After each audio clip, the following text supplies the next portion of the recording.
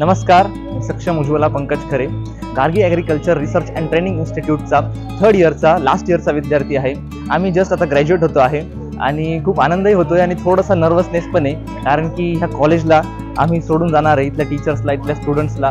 Obviously मी खूप miss करेल या कॉलेजला, कॅम्पसला, कारण की एक डेली रुटीन झाली होती फर्स्ट इयरपासून। इथे यायची, रोज यायची, गाडी लावायची, क्लासमध्ये जायचं, टीचर्सला सगळ्यांना ग्रीट करत, प्रिन्सिपल्सला, सगळ्या टीचर्सला ग्रीट करत जायचं, गुड मॉर्निंग, गुड आफ्टरनून म्हणत जायचं। कॉलेजमध्ये वर्गात जाऊन सगळे लेक्चर्स करायचे, लेक्चर्स नंतर अर्धा 15 मिनिटं अर्धा तासाची रिसर्च व्हायची, त्याच्यानंतर परत आमचे प्रॅक्टिकल्स असायचे, प्रॅक्टिकल्स नंतर मग आम्ही घरी जायचो। हे एक डेली रुटीन झाली होती, त्याच्यामुळे फर्स्ट इयरपासून लास्ट इयरपर्यंत हे 3 वर्ष कसे निघून गेले हे खरंच कळालंच नाही।